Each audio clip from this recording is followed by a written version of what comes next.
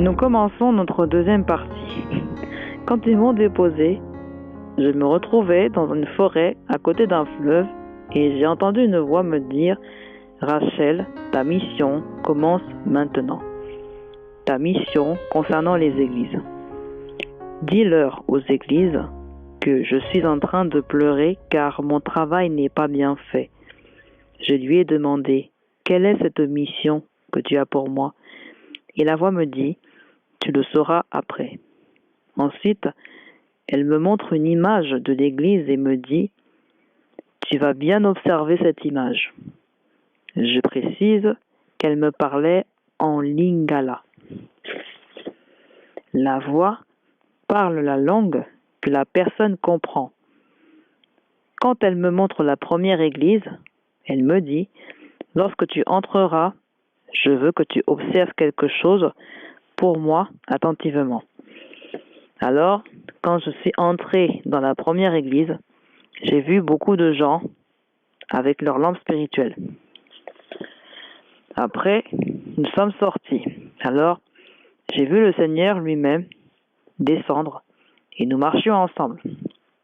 Il m'a demandé d'entrer pour la deuxième fois et quand je suis entré pour la deuxième fois, j'ai vu une grosse tempête. Elle était tellement forte qu'elle a fait tomber le mur de l'église du côté droit. Après, il m'a demandé de sortir et m'a fait entrer à nouveau pour la troisième fois. Avant d'entrer, il m'a dit « Lorsque tu entreras, je veux que tu observes très bien cette fois-ci. » Alors, quand je suis entré, j'ai remarqué que malgré la tempête qui était toujours présente, les lampes de cette église étaient toujours intactes. Il m'a ensuite dit « Il faut que vous soyez comme ça, c'est-à-dire, peu importe les circonstances, les tempêtes, il faut que vos lampes soient toujours allumées. Dans les églises, il faut que les lampes soient et restent allumées. Et cela se fera grâce à l'adoration et la prière. Après cela, il m'a fait sortir pour me faire entrer dans la deuxième église. Et dans cette deuxième église, j'ai remarqué aussi qu'il y avait du monde. Mais ce qui a attiré mon attention est que dans cette deuxième église, j'ai vu des lampes Coleman. Je lui ai demandé « Seigneur, pourquoi des lampes Coleman ?» Il m'a dit « Patiente, je te dirai plus tard. » Nous sommes mis à marcher dans l'église et ensuite, il m'a montré une image dans laquelle je voyais deux catégories de gens. La première catégorie, c'était des gens sales spirituellement. Je lui ai demandé « Seigneur, pourquoi sont-ils sales ?» Il me répondit en disant « Ils ont mélangé mon travail, mon œuvre à d'autres choses, raison pour laquelle ils sont sales. Et si je dois comparer entre toi et ces personnes, toi, tu es plus propre qu'elles. » Alors je lui ai demandé « Ne sont-ils pas au courant qu'ils sont sales ?» Il m'a répondu « Non, ils ne sont pas au courant. » Du coup, j'étais très attristé. Je m'attendais à voir ce que j'ai vu dans la première église, c'est-à-dire, au lieu de voir leur lumière spirituelle briller, je voyais seulement ces lampes Coleman ou lampes à pétrole qui étaient allumées. Et pire encore, ils ne se rendaient pas compte qu'ils étaient sales, raison pour laquelle ils ne cessaient de me répéter de le servir dans la vérité lorsque je le servirais. Et moi, je pleurais seulement à cause de tout ce qu'il me disait et me montrait. Donc, je pleurais à tous les messages qu'il me donnait. Et dans cette église, la personne qui prêchait, c'est-à-dire le pasteur, était vraiment sale. Et parmi les gens auxquels il prêchait, certains d'entre eux étaient propres. Et il m'a dit, parmi ces gens que tu vois assis, qui sont propres, certains peuvent aussi passer devant pour prêcher. Ça ne veut pas forcément dire que la personne qui prêche est plus propre que les personnes à qui elle prêche. Et quand il parle de la propreté, il fait référence à la sanctification. Même toi, Rachel, tu es plus propre que celui qui prêche là-devant. » À ces mots, j'ai eu très mal. Après, il m'a sorti de là et il m'a dit: « Je te ramènerai à cet endroit encore la prochaine fois. » Après que nous soyons sortis, nous nous sommes rendus dans la 3e église et le toit de cette 3e église était percé. Et il n'y avait même pas de porte.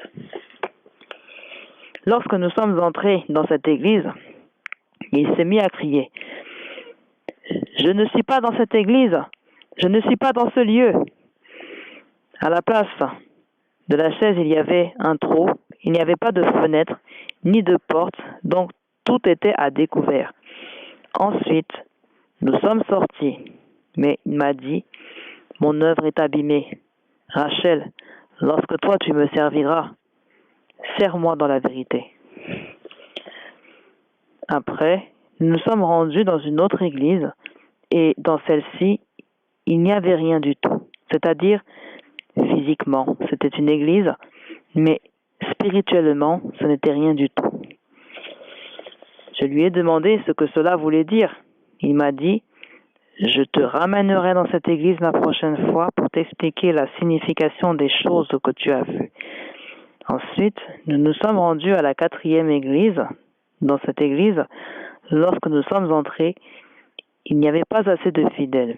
Et le Seigneur m'a dit ceci: « La chose qui détruit cette église, c'est le fait qu'elle ne prie pas assez.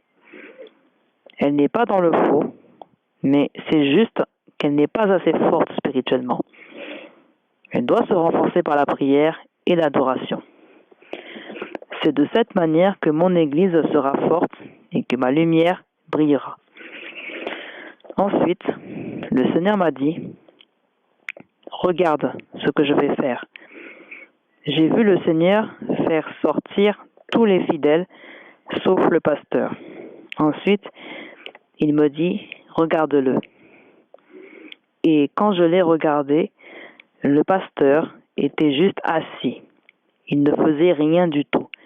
Et le Seigneur me dit, avec une telle attitude: « Comment veux-tu que ma lumière brille en lui et dans mon église s'il ne fait rien ?» Quand je vis cela, j'eus de la peine et je lui demandai si les gens ne nous verraient pas. Et le Seigneur me dit: « Aussi longtemps que tu es avec moi, personne ne nous verra. » Après cela, il ramena les fidèles dans l'église. Il m'a fait sortir de cette église. Ensuite, nous nous sommes rendus à la 6e église là-bas. J'ai vu un pasteur qui n'avait pas d'habit sur lui, ni chaussures. Il était seulement en sous-vêtements, et il y avait 5 dames à côté de lui. Et le Seigneur m'a dit: « Tu vois ces 5 dames? Ce sont elles qui gardent les secrets du pasteur. » Ils étaient tous dans un endroit sombre. Et le Seigneur dit: « Ces dames, Rachel, sache que ces dames seront jugées le dernier jour. Qu'elles sachent que je les attends, car aussi longtemps que tu couvres le mal, tu seras jugé. Le mal, on ne le couvre pas. » Ensuite, je lui ai demandé pourquoi le pasteur était en sous-vêtements, et il m'a répondu: « Rachel, ne te presse pas. Je te montrerai ce que j'ai à te montrer. » Ensuite, le Seigneur m'a dit: « Ils vont se rendre dans une maison qui est juste à côté. » Et nous les avions précédés. Lorsque nous étions arrivés, peu de temps avant eux, aussi ils étaient arrivés, mais une fois dedans, ils n'avaient pas allumé les lumières.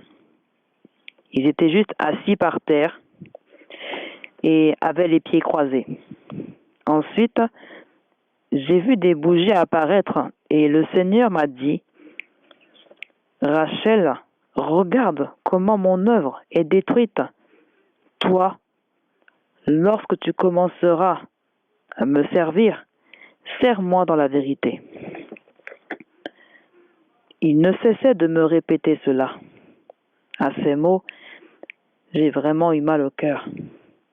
À chaque fois qu'il me montrait quelqu'un qui n'était pas bien, je me retrouvais en train de pleurer abondamment et je me demandais si j'allais être en mesure de porter ce fardeau que le Seigneur m'a donné. Je me disais en moi, il y a même des gens qui sont plus grands que moi, meilleurs que moi, qui sont connus. Et tout à coup, le Seigneur me dit, ne t'inquiète pas, je suis celui qui qualifie ceux et celles que j'appelle et je leur donne de l'importance aux yeux du monde. Alors, sois forte.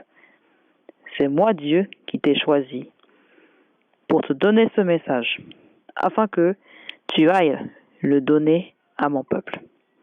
Après cela, il m'emmena à la 7e église où je vis le pasteur. Il était habillé, mais au niveau de sa hanche, il y avait un serpent. Et le Seigneur me dit, celui-ci est l'Apocalypse, ce qui veut dire les temps de la fin. Alors, en tant qu'enfant de Dieu, nous devons avoir l'habitude de prier pour nos pasteurs. Lorsque nous commençons à remarquer que notre pasteur commence à sortir du droit chemin, nous devons prier pour eux afin que le Seigneur les aide, leur donne la force, la capacité et les ramène sur le droit chemin. Nous ne devons pas les fuir ou aller raconter au monde ce qu'ils font, mais nous devons les approcher, leur parler et prier pour eux, parce que ce sont eux qui nous prêchent la parole de Dieu. Et nous devons savoir que ce sont aussi des hommes comme nous. Alors, nous avons le devoir de les aider avec nos prières. Nous devons savoir aussi que concernant nos pasteurs, il peut leur arriver de tomber, mais aussi longtemps que c'est Dieu qui les a appelés, Dieu lui-même fera tout son possible pour les ramener sur le droit chemin. Ceci dit, ce message concerne les pasteurs, raison pour laquelle le Seigneur m'a donné 1 Timothée 4, verset 12. Que les gens ne pensent pas que ce message vient d'une personne. Non, c'est Dieu qui me l'a donné. Il m'a aussi donné Philippiens 4, verset 5. C'est le livre de Philippiens que je viens de donner. Ça porte davantage sur la repentance et nous allons le lire plus tard. Après, je pleurais et je me demandais comment est-ce que j'allais m'y prendre pour délivrer ce message. Et tous les jours, lorsque je priais, je pleurais et je disais au Seigneur que je n'étais pas capable de délivrer ce message. À chaque fois que je priais, je lui répétais la même chose. Jusqu'à ce qu'un jour il me dise, Rachel, prends le livre de Matthieu 11, de le lire en entier. Et c'est au verset 30 que j'ai compris que je ne devais plus pleurer. Ça m'a vraiment touché. Vous, qui êtes à la maison, vous pouvez aussi le lire. Si vous le lisez, vous comprendrez pourquoi, ce jour-là, j'ai arrêté de pleurer et j'ai prié. J'ai demandé à Dieu de me conduire selon sa volonté. À partir de ce jour-là, j'avais décidé de passer le message que le Seigneur m'avait donné. Mais je me posais la question de savoir par où j'allais commencer pour délivrer ce message. Parce que j'avais gardé ce message pendant 3 ans depuis qu'il me l'avait donné. Puis, il a commencé à me donner un autre message, mais cette fois-ci, ça concerne les musiciens chrétiens. Mais avant cela, nous marchions et il changeait d'apparence.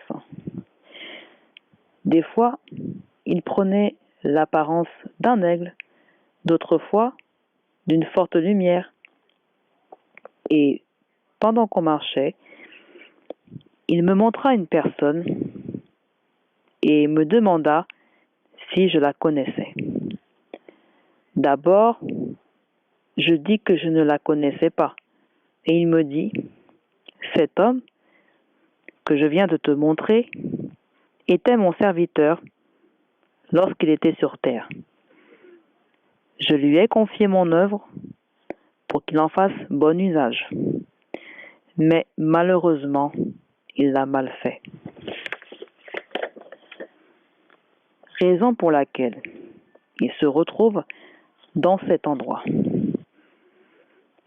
en train d'attendre son jugement.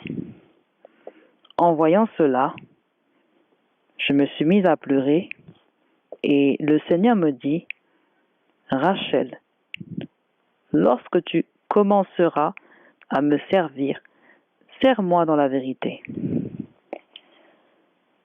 La raison pour laquelle il me répétait tout le temps de le servir dans la vérité, c'est parce que nous sommes des humains. Et en tant qu'humains, nous avons des défauts. Et il peut toujours nous arriver de tomber. Mais Dieu, en tant que Père compatissant, cherche toujours à nous ramener sur le droit chemin. Après cela, nous continuâmes notre chemin. Arrivé quelque part, il me demanda à nouveau, « Connais-tu celui-ci » Je répondis, « Non, Seigneur. » Et après que le Seigneur l'eut touché, je le reconnus tout de suite. Et le Seigneur me dit, « Celui-ci n'est pas encore mort. Il est encore sur la terre, mais lorsqu'il mourra, il viendra en ce lieu, parce que sa place est ici. » À ces mots, je me mis à pleurer abondamment et je demandais au Seigneur pourquoi sa place est ici s'il n'est pas encore mort. Le Seigneur me répondit, « Nous n'avons pas la même façon de voir. Vous, les humains, vous voyez avec vos yeux physiques. » À ces paroles, je commençais à pleurer de nouveau. Et le Seigneur me rappela à nouveau de le servir dans la vérité lorsque je commencerai à le servir. Et il ajouta ceci, « Les gens ne me servent plus dans la vérité. Dis au monde que je reviens bientôt. Et concernant les musiciens, il me donna le livre d'Apocalypse 11, verset 1, que vous pouvez lire chez vous. Ensuite, le Seigneur me dit, si je donne un travail à faire, fais-le de tout ton cœur et dans toute la vérité. Ne soyez pas des chrétiens tièdes, c'est-à-dire avec un pied dedans, un pied dehors, car moi, l'Éternel, je vois tout et partout. Je vois tous les maux que les hommes commettent. Mais comme je suis un Père compatissant, je vous pardonne toujours et j'aimerais que vous fassiez mon travail tel que je le veux. Ne vous adonnez pas aux choses de ce monde, car moi, le Seigneur, je ne regarde pas à vos titres, mais je regarde à votre conduite, ainsi qu'à vos bonnes œuvres. C'est cela qui vous permettra d'hériter du royaume des cieux. Donc, voilà, c'est ce message concernant les musiciens que le Seigneur m'avait donné, accompagné de Jean 4, verset 23. Après cela, il me demanda si je voulais voir le paradis. Je dis oui. Puis, il me fit m'endormir. À chaque fois qu'il voulait me montrer quelque chose ou m'emmener quelque part, il me faisait dormir physiquement. Après m'avoir endormi, il m'emmena en esprit quelque part où je vis un portail à ma droite. Et c'était tellement beau, avec la neige qui tombait. Et le Seigneur me dit que je ne pouvais pas entrer. Je lui demandai pourquoi. Il me répondit, parce que tu as une mission à accomplir d'abord pour moi. Une fois que tu auras accompli cette mission dans la vérité, tu viendras ici, car je t'ai réservé une place. Puis, nous quittâmes ce lieu et nous nous sommes retrouvés très en hauteur au-dessus. Je lui demandai où nous étions. Il me dit au paradis, mais très en hauteur au-dessus. Et je ne voyais que des arbres et des brouillards. Je n'arrivais pas à voir au-delà. Mais ce que je pouvais entendre, c'était seulement de la musique qui jouait de manière synchronisée. Et je voulais à tout prix entrer, mais je n'y arrivais pas, parce que nous étions trop en hauteur, et aussi parce que le Seigneur m'avait dit que j'avais une mission à accomplir d'abord. Mais si je voulais entrer là-bas un jour, je devais le servir dans la vérité. C'est ce que le Seigneur me répétait toujours. Et il me donna Matthieu 7, versets 13 à 14. Donc voilà, les chrétiens doivent savoir que le chemin de la perdition est tellement large que plusieurs l'empruntent, sans vraiment savoir ce qui les attend. Et celui qui mène à la vie est tellement étroit qu'il est difficile pour les gens de l'emprunter. Là, nous parlons du chemin qui mène à la vie. Raison pour laquelle il m'avait emmené au-dessus du paradis. Il m'avait dit d'accomplir la mission d'abord, avant d'y avoir accès. J'ai beaucoup pleuré suite à cela. Donc, là où vous me voyez, je suis obligé de servir le Seigneur dans la vérité, de suivre toutes les instructions qu'il m'a demandé de suivre, afin de pouvoir hériter le royaume des cieux. Je n'ai pas droit à l'erreur, mais en tant qu'humain, il peut nous arriver de commettre des erreurs, raison pour laquelle nous devons toujours nous repentir. Et Dieu, qui est le Dieu de miséricorde, finit toujours par nous pardonner, nous, ses enfants. Donc voilà, c'est la raison pour laquelle j'étais venu devant vous, peuple de Dieu, afin de faire passer le message que le Seigneur m'avait donné. Car il ne cesse de me dire, de vous repentir, et qu'il est en chemin. S'il y a des choses que nous avons commises sans nous en repentir, faisons-le maintenant. Afin que, lorsqu'il reviendra, il nous prenne avec lui. Donc, voilà, nous étions toujours au-dessus du paradis. Et il m'avait posé cette question, Rachel, est-ce que tu veux voir le feu de l'enfer? Je lui ai dit, oui, je veux vraiment le voir. Alors il m'a dit, ok, il n'y a pas de problème, nous nous rendons là-bas.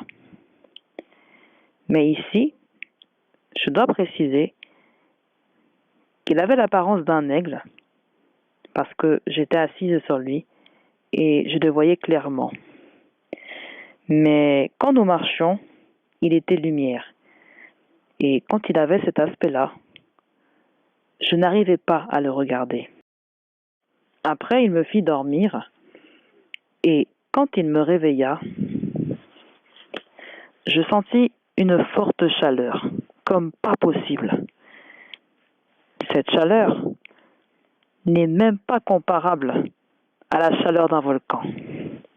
C'était insupportable. Et je vis un grand lac de feu qui n'avait ni début ni fin. Alors, je lui demandais si nous n'allions pas tomber. Il me répondit, aussi longtemps que tu es avec moi, tu ne tomberas jamais. Donc, ne crains rien. Mais une chose que tu dois savoir est que tu ne pourras pas voir ce qui se passe à l'intérieur. Alors, nous planions au-dessus du lac et je pleurais tellement et je me posais plusieurs questions en même temps.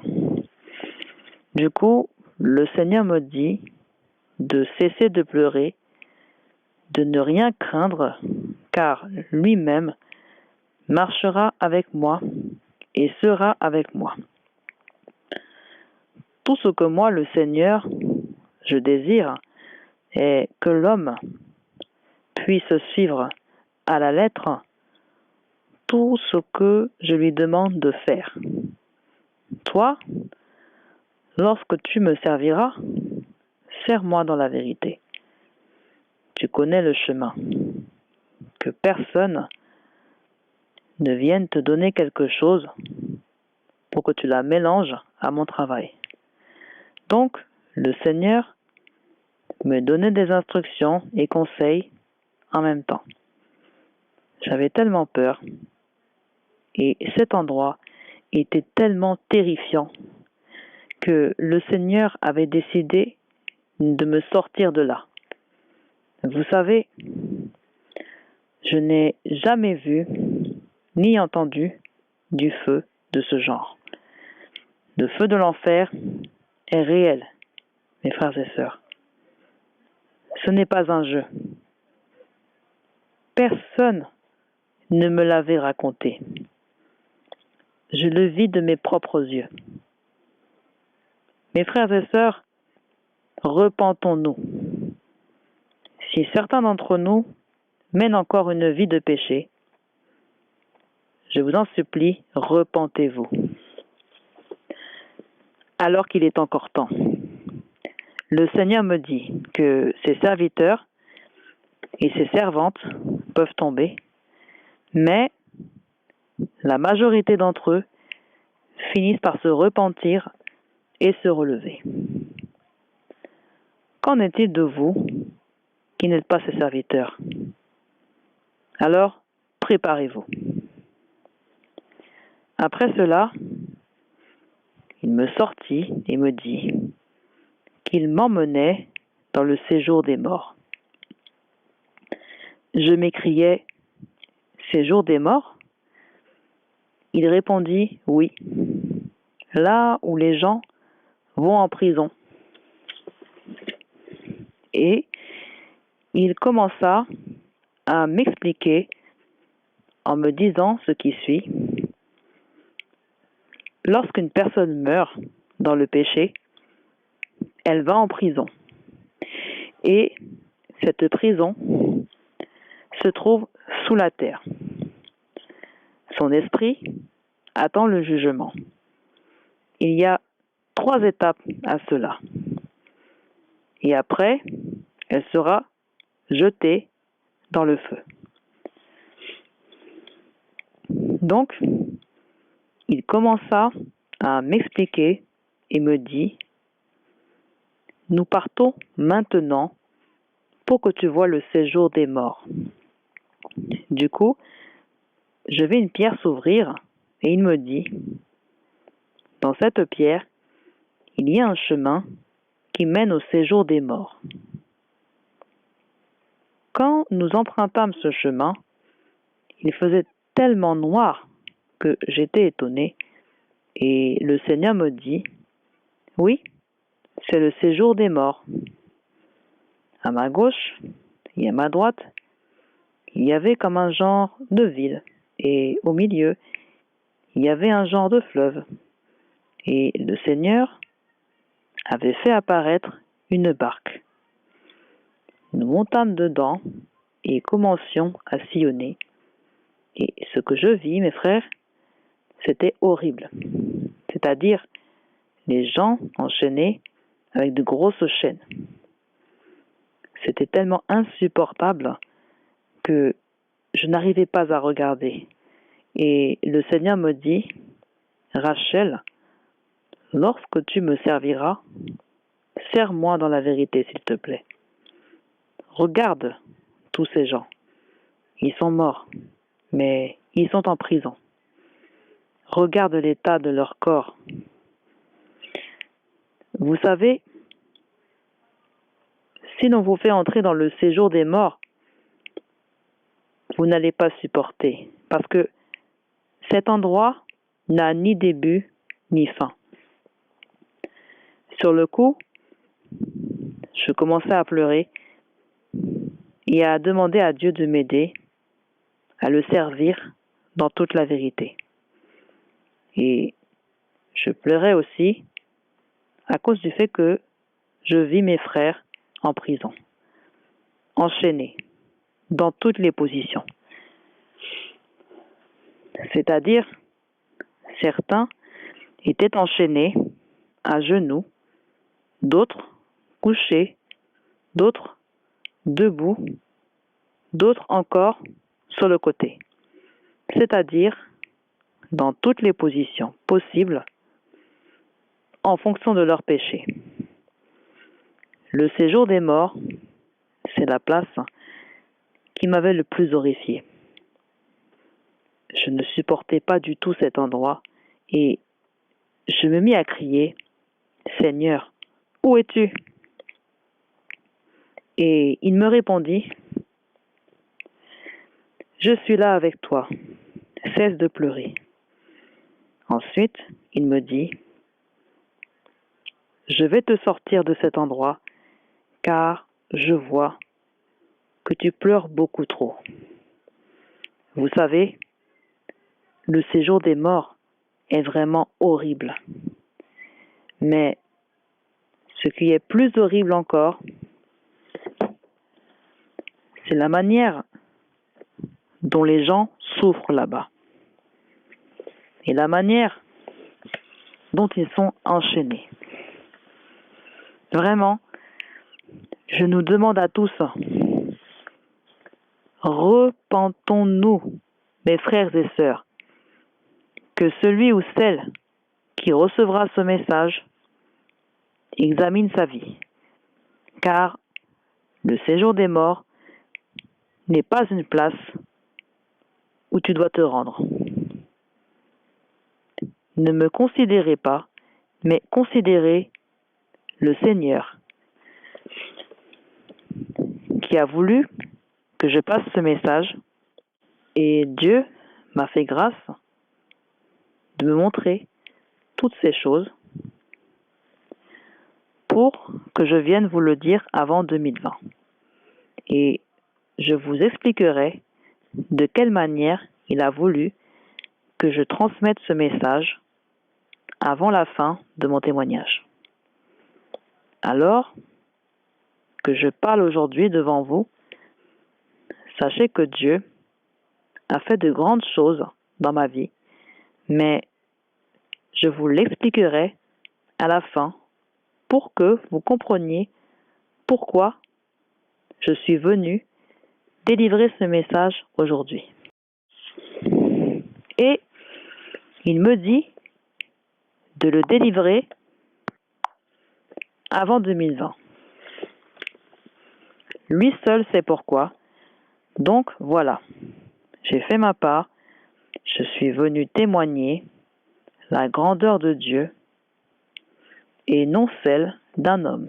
Car l'homme me haïra et me rejettera, mais Dieu ne me haïra ni ne me rejettera. Raison pour laquelle j'appelle tous ceux et toutes celles qui sont dans la distraction à se réveiller. Il est temps, car il dit dans Philippiens 4 qu'il est sur le chemin. Il revient.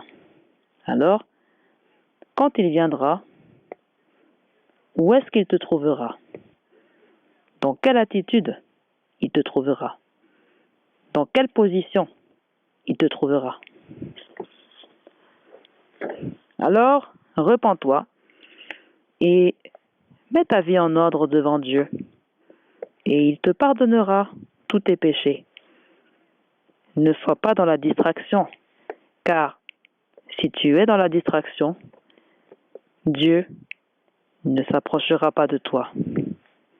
Le Seigneur nous aime tellement qu'il veut que nous nous détournions de nos mauvaises voies, que nous nous repentions et le servions de tout notre cœur, mes frères et sœurs, dans toute la vérité, car il est Dieu. Il combat pour ses enfants. Aujourd'hui, il m'a fait grâce de passer devant vous pour vous donner ce message. Qui suis-je, moi, pour qu'il me choisisse? Ce que je dis aujourd'hui devant Dieu, seul Dieu est témoin, et tout ce que je dis, ça ne vient pas de moi, mais de lui. Il m'a dit, Rachel, n'aie pas peur, mais dis tout ce que je t'ai dit et montré, afin que la grande famille des saints soit sauvée. Raison pour laquelle je bénis mon Dieu et je te recommande ce moment, Père. Lève-toi, car tu es notre guerrier et notre solution. De moi-même, je n'allais pas être capable de délivrer ce message. Mais grâce à ta puissance, j'ai pu le faire. Donc voilà. Si je vous dis l'heure à laquelle je dors et l'heure à laquelle je me réveille, vous serez étonnés. Mais je vais vous le dire à la fin pour que vous compreniez que ce que Dieu révèle à ses enfants ne se perd jamais. Et si vous lisez Matthieu 7, vous comprendrez pourquoi les gens sont attirés par la grande voie qui mène à la perdition. C'est à cause des biens matériels de ce monde. Si vous lisez Matthieu 7, versets 13 à 14, cela vous ouvrira la mémoire. Ces gens ont choisi cette grande voie tout en sachant que toute chose est vanité. Mais ils ont quand même fait le choix de cette voie et toutes ces choses. Je ne vous les dis pas grâce à ma propre force, mais c'est grâce au Saint-Esprit.